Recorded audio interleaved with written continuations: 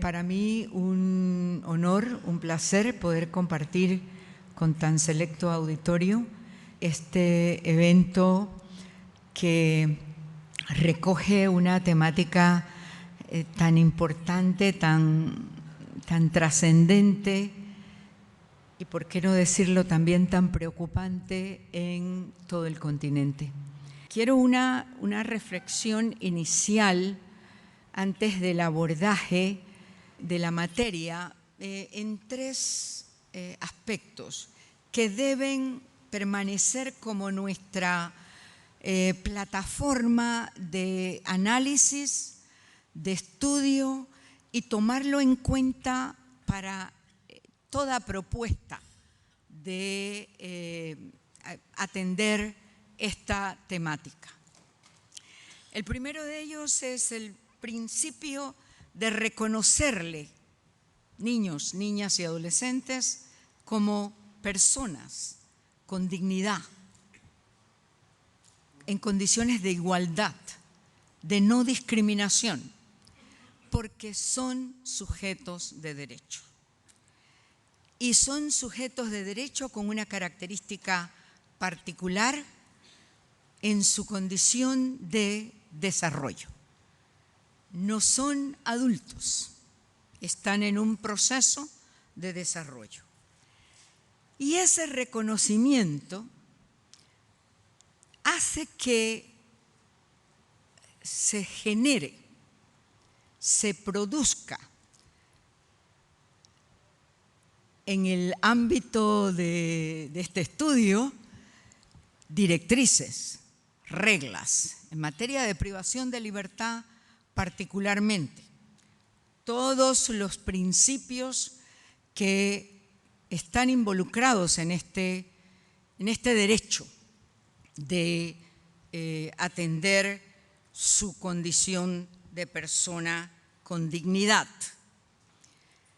Y en esas directrices, tenerlas presentes también, está todo el tema de penal. La privación de libertad es la última ratio. Eso no solo es para los chicos, es también para los adultos en materia penal. Esa última ratio consagra también la excepcionalidad de la medida, excepcionalidad que tiene tres elementos que no se pueden obviar: idoneidad en la medida, necesidad de la medida y proporcionalidad de la medida. Pero además está la realidad de las condiciones en las que esa medida se impone. Entonces, son los principios que nos orientan a las directrices que tenemos que tomar en cuenta. Y hay un tercer elemento que llevan principios, directrices y reglas. Son las políticas públicas. Nada va a funcionar si los estados no elaboran desde esta perspectiva una política pública, no solo de la protección integral de los derechos, sino la garantía de esa protección de los derechos. Garantías en el orden normativo. Necesitamos las leyes. Y que en las leyes estén debidamente identificadas esas exigencias. Necesitamos las garantías en el orden administrativo, porque se ha dicho ya, la detención de los niños no solo es porque están en contacto con la ley penal, sino por protección. Y hemos tenido ya los estudios que nos dicen que esa detención por protección no hay duda que encierra una categoría de privación de libertad.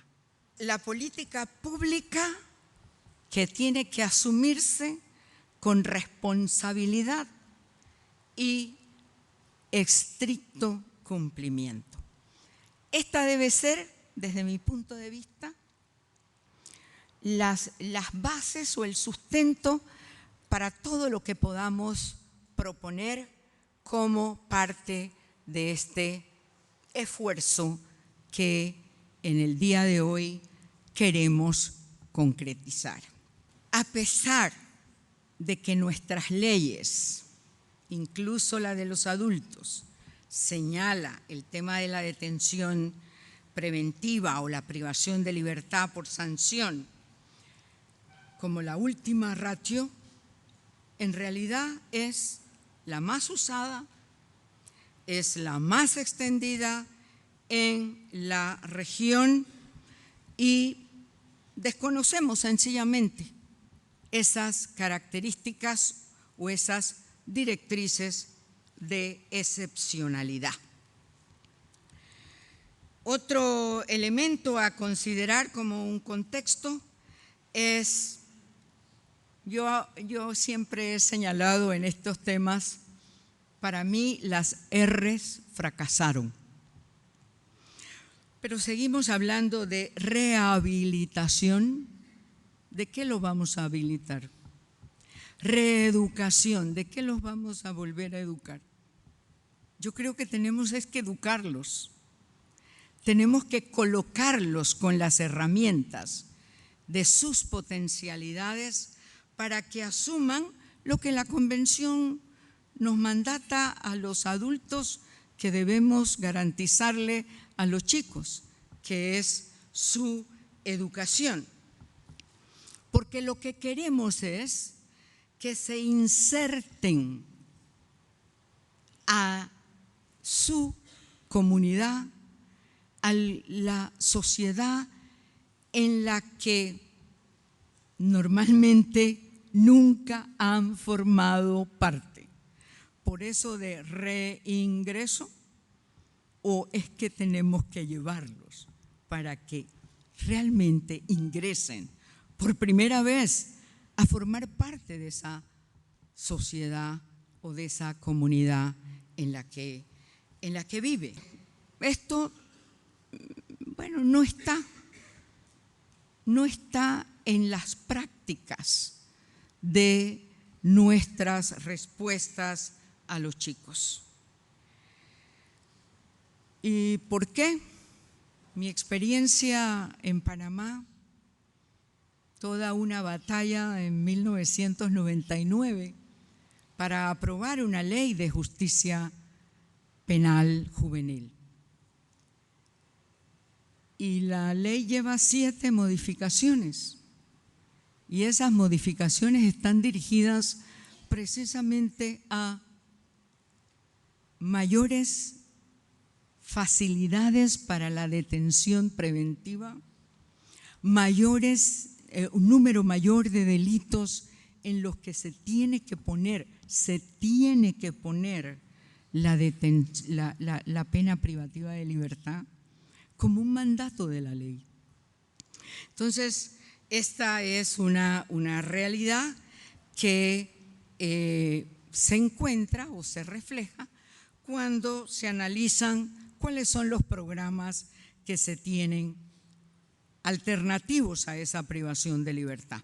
No hay, y los que hay no llegan a ser ni suficientes ni de una buena calidad.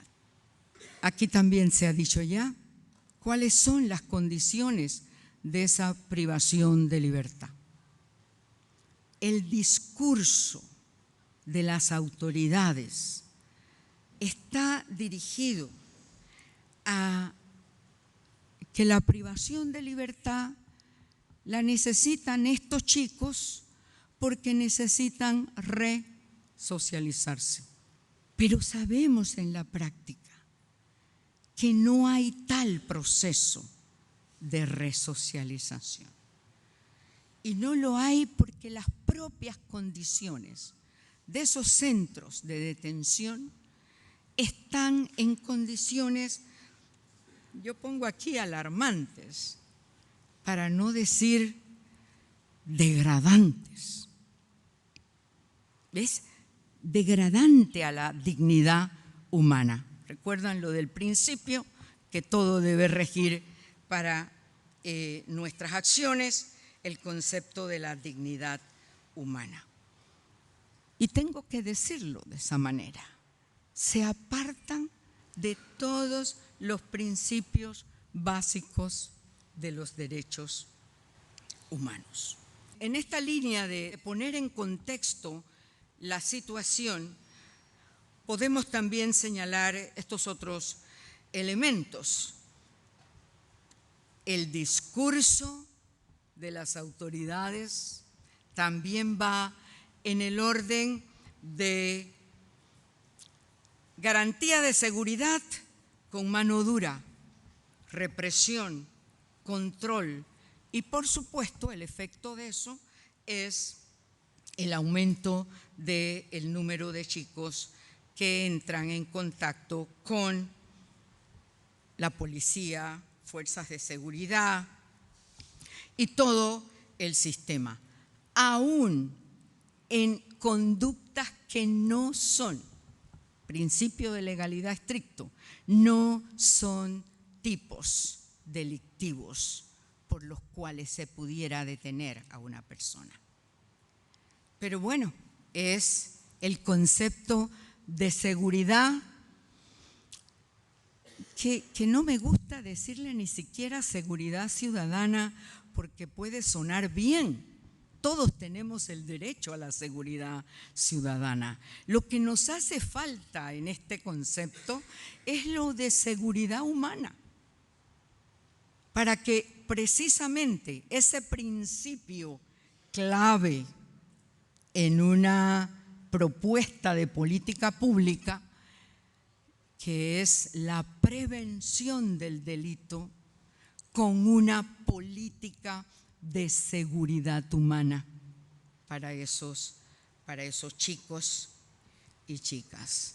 Y por supuesto, la magnificación de los medios de comunicación para presentarle a la ciudadanía el temor al delito, el temor a ser víctima del delito. Y eso se explota, eso se potencia con el planteamiento que muchas veces hacen los medios de comunicación para colocarnos en este clima de inseguridad. Bueno, aquí también se ha dicho ya el tema de la reducción de la edad de responsabilidad penal. Sí, yo pienso que es un punto de la discusión, pero no deja de ser un punto importante en la discusión. ¿Por qué? Porque tenemos un principio en materia de derechos humanos que es la no regresividad. Es decir, no echemos para atrás cosas que hemos alcanzado. A mi país le pasó 14 años y dijeron no, si los chicos empiezan desde los 12, aunque estadísticamente los chicos entran en un nivel de porcentaje de participación a los 16, realmente a los 16. Pero bueno, ahí está el elemento de discusión que tenemos que valorar, tenemos que evaluar, sabiendo que no es el único elemento ni debe ser el motivo para no alcanzar una propuesta de ley de justicia especializada.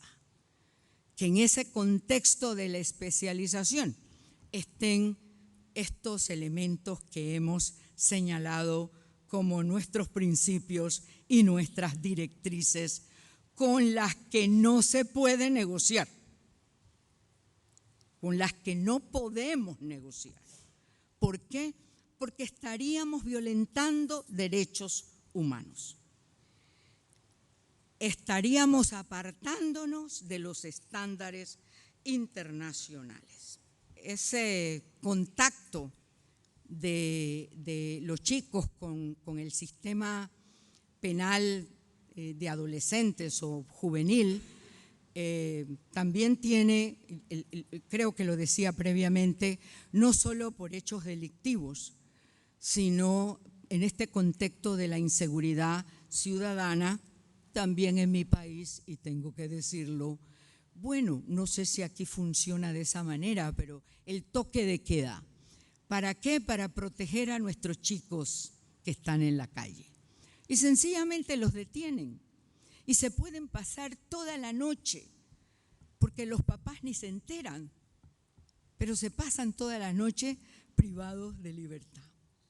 En condiciones, y ahí viene el punto, ¿qué pasa con las condiciones en que esos niños se detienen? El público que está aquí, estoy segura, tiene un manejo de toda esta información. Y me gusta poder tener esta oportunidad porque la proclama de los estándares internacionales que constan, que están, que se describen en informes, en la jurisprudencia, en las opiniones consultivas y en los propios tratados internacionales, la pregunta sería ¿por qué no los acogemos? ¿Por qué no se aplican? ¿Por qué todavía tenemos que decir, bueno, es que vamos a evaluar los estándares que tenemos?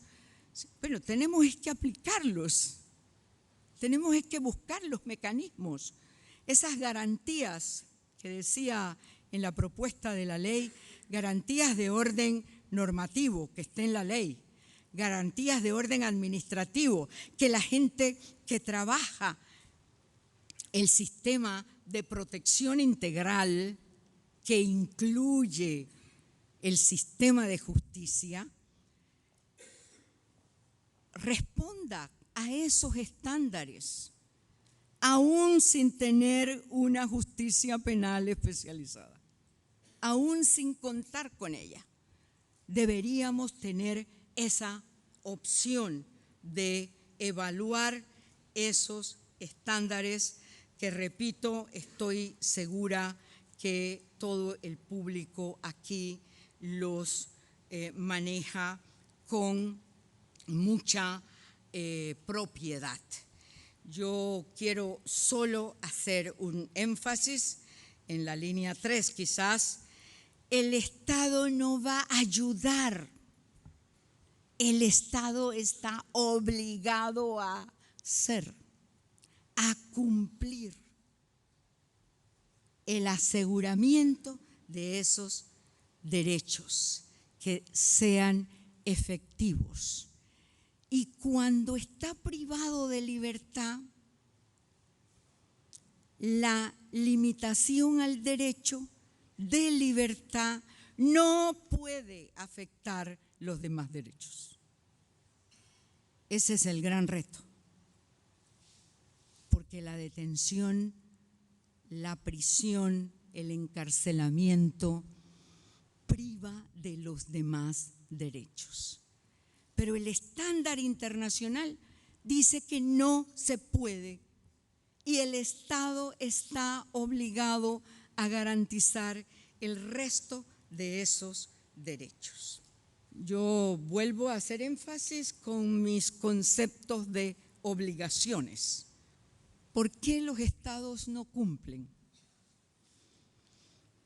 El enfoque que doy, quizás en mi posición de comisionada y encargada de la relatoría de la niñez, las denuncias, las audiencias, lo que reflejan es eso, el Estado no cumple situaciones elementales o esenciales en este tema y en muchos otros temas. Pero el informe que hace la Comisión en esta línea de las condiciones de los centros, la propia decisión de la medida de detención, ya sea provisional o como sanción, encuentra, y creo que ese es el eje de este evento, encuentra como punto clave la importancia de contar con una fórmula, con un mecanismo, con un método que nos permita revisar, conocer, evaluar, supervisar lo que en esas medidas de detención provisional sucede, impacta y afecta la vida de los niños. Es la única forma que podemos realmente hacer una evaluación. Incluso, no solo la evaluación, poder proponerle al Estado fórmulas para salir de condiciones en las que hay violación de derechos. Si no conocemos la realidad, y se nos puede decir, no, pero si usted me pide la información, ahí está. Es que yo no tengo por qué pedirla. Debe estar en disponibilidad sin que esto implique violación a los principios de reserva de la personalidad, de la identidad, la intimidad, la privacidad del niño. Pero saber que voy a tener un acceso a esa información es lo que me va a permitir decirle a las autoridades, mira, te estás apartando de esta línea, de este estándar. La forma que tienes para arreglarla es esta. Repito, la fórmula de no afectar el principio de confidencialidad y reserva sobre la intimidad de la vida de los chicos. El mecanismo para la presentación de quejas y denuncias está evaluado. No hay denuncia. ¿Por qué no hay denuncias? Porque los chicos saben que no pueden denunciar. Porque la denuncia les va a traer otro efecto y otra consecuencia. Entonces tenemos que tener un mecanismo que produzca para los muchachos una confianza, una garantía, una certeza de que su denuncia no le va a afectar para el desarrollo de sus demás actividades. La creación de los jueces de ejecución de las sentencias, esto de devolverle al sistema de justicia una parte del proceso penal que los sistemas judiciales se desprendieron de ellas, que es precisamente la atención de el cumplimiento de las sentencias en las condiciones en que las sentencias han sido dictadas y no más allá de los derechos que han sido limitados en esa sentencia. Para concluir, realmente yo tengo que reconocer que ha habido avances en el tema de la protección integral de los derechos de los niños. Pero cuando hablamos de la protección integral, en muchos de nuestros países, la inclusión de lo que corresponde al sistema penal juvenil lo dejamos como aparte, como que no queremos meterlo allí. Y lo que mucha gente dice es que mejor es para no crear expectativas, la protección integral de los derechos. Pero la protección integral de los derechos implica para los niños y adolescentes que entran en contacto con la justicia penal, en cualquier nivel de participación, requieren de una protección especializada. Ese es el nivel de protección especializada que necesitamos poner en nuestras leyes y que abarca y comprende precisamente la protección de los chicos.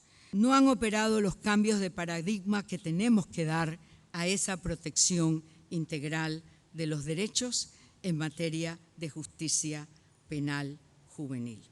A pesar de que todos nuestros países han hecho, han aprobado, han ratificado la convención y se han hecho parte de los otros instrumentos internacionales en derechos humanos. En materia de seguridad ciudadana y justicia juvenil, no podemos seguir aceptando una visión de orden represivo y estigmatizante, porque no colocamos la dignidad de los niños, niñas y adolescentes en el centro de todo el orden jurídico. Y de mi amigo Miguel Silleros, hoy estamos aquí, yo he tomado lo he hecho mío, una expresión que refleja cuál es el compromiso que tenemos que asumir como sociedad adulta, como autoridades, como funcionarios, como organismos internacionales. ¿Qué es lo que defendemos aquí? ¿Qué es lo que protegemos aquí? Es un bien, pero es un bien colectivo, es un bien público, el pleno desarrollo de los niños, niñas y adolescentes, en todas sus dimensiones. Eso nos garantiza niños felices, niños productivos, niños responsables, pero también a largo plazo una sociedad más justa, más equilibrada, más equitativa y más igualitaria. Muchas gracias.